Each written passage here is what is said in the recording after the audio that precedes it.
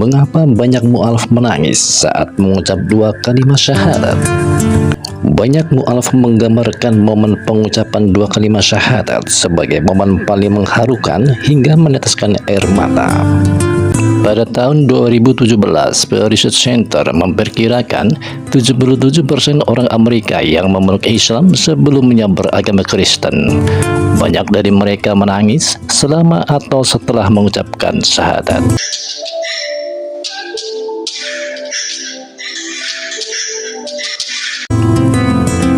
Tuhan menggambarkan reaksi orang-orang yang masuk Islam setelah menyebut mereka orang-orang terdekat yang saling mencintai. Karena latar belakang mereka dan pemahaman mereka tentang Tuhan, ketika mereka mendengar firman Tuhan yang benar, mereka dapat mengenali kebenaran. Mata mereka berlinang air mata karena secara harfiah tidak ada kata-kata untuk menggambarkan bagaimana rasanya menyerap kebenaran universal. Tulis Aisyah Stacy, editor Crescent Times, surat kabar Islam Nasional Australia. Di saat budaya barat menganggap menangis sebagai tanda kelemahan, Islam justru mengangkat orang yang menangis ke status yang tinggi.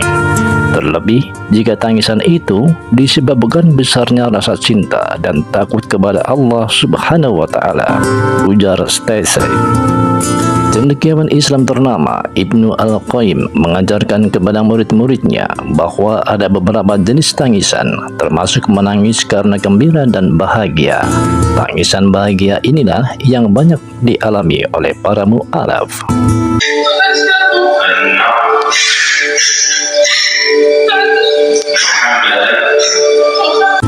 Ada di antara mereka yang merasakan emosi yang tidak terbendung hingga meneteskan air mata saat mendengarkan azan, mendengarkan lantunan Al-Quran, meski tanpa memahami satu kata pun. Peristiwa ini bahkan telah tertulis di dalam Al-Quran. Maka apakah orang-orang yang dibukakan hatinya oleh Allah untuk menerima agama Islam, lalu dia mendapatkan cahaya dari Tuhannya, membatu? Maka celakalah mereka yang hatinya telah membatu untuk mengingat Allah. Mereka itu dalam kesesatan yang nyata. Az-Zumar 22. Orang yang baru masuk Islam bisa digambarkan sebagai orang yang berjalan di dalam terang Tuhan, sementara emosi mereka mengalir, air mata jatuh dari mata mereka yang meluap dan tubuh mereka menggigil dengan kekuatan perasaan mereka. Air mata adalah tanda hati yang lembut terbuka untuk keindahan Islam. Mereka masuk ke dalam Islam dikarenakan hidayah. Berbicara tentang hidayah berarti membahas perkara yang paling penting dan kebutuhan yang paling besar dalam kehidupan manusia. Betapa tidak, hidayah adalah sebab utama keselamatan dan kebaikan hidup manusia di dunia dan di akhirat. Sehingga barang siapa yang dimudahkan oleh Allah Ta'ala untuk meraihnya, maka sungguh dia telah meraih keberuntungan yang besar dan tidak akan ada seorang pun yang mampu mencelakakannya. Allah Ta'ala berfirman, barang siapa yang diberi petunjuk oleh Allah, maka dialah yang mendapat petunjuk dalam semua kebaikan dunia dan akhirat. Dan barang siapa yang disesatkan Allah, maka merekalah orang-orang yang merugi dunia dan akhirat. Quran Surat Al-A'raf 178. Dalam ayat lain, Allah Ta'ala juga berfirman, barang siapa yang diberi petunjuk oleh Allah, maka dialah yang mendapat petunjuk dalam semua kebaikan dunia dan akhirat. Dan barang siapa yang disesatkannya, maka kamu tidak akan mendapat seorang penolong pun yang dapat memberi petunjuk kepadanya. Quran Surat Al-Kahf 17. Allah Ta'ala memerintahkan kepada kita dalam setiap rakaat solat untuk selalu memohon kepadanya hidayah ke jalan yang lurus. Di dalam surat Al-Fatihah yang merupakan surat yang paling agung dalam Al-Quran, karena sangat besar dan mendesaknya kebutuhan manusia terhadap hidayah, Allah pun berfirman, berikanlah kepada kami hidayah ke jalan yang lurus.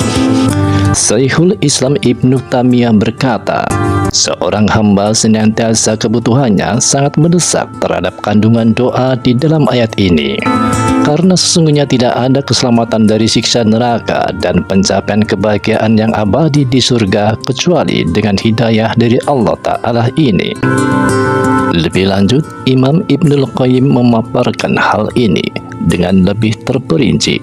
Beliau berkata, seorang hamba sangat membutuhkan hidayah di setiap waktu dan tarikan nafasnya, dalam semua perbuatan yang dilakukan maupun yang ditinggalkannya, karena hamba tersebut berada di dalam beberapa perkara yang dia tidak bisa lepas darinya. Salah satu contoh perkara adalah perkara-perkara yang dilakukannya dengan cara yang tidak sesuai dengan hidayah petunjuk Allah Ta'ala karena kebodohannya, maka dia butuh untuk memohon hidayah Allah kepada kebenaran dalam perkara-perkara tersebut.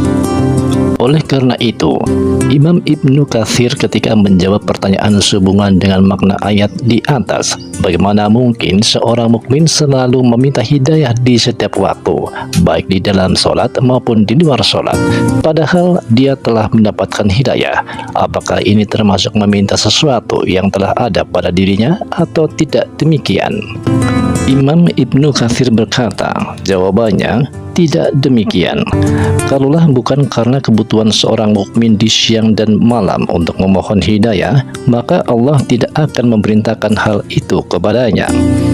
Karena sesungguhnya seorang hamba di setiap waktu dan keadaan sangat membutuhkan pertolongan Allah Ta'ala untuk menetapkan dan meneguhkan dirinya di atas hidayahnya, juga membukakan mata hatinya, menambahkan kesempurnaan dan keistiqomahan dirinya di atas hidayahnya.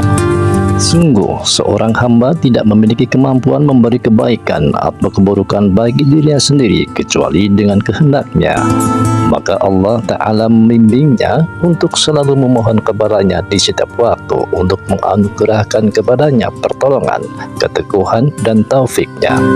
Oleh karena itu, orang yang beruntung adalah orang yang diberi taufik oleh Allah Ta'ala untuk memohon kepadanya, karena Allah Ta'ala telah menjamin pengabulan bagi orang yang berdoa jika dia memohon kepadanya, terutama seorang yang sangat butuh dan bergantung kepadanya, dengan selalu bersungguh-sungguh berdoa kepadanya di waktu-waktu malam dan di tepi-tepi siang.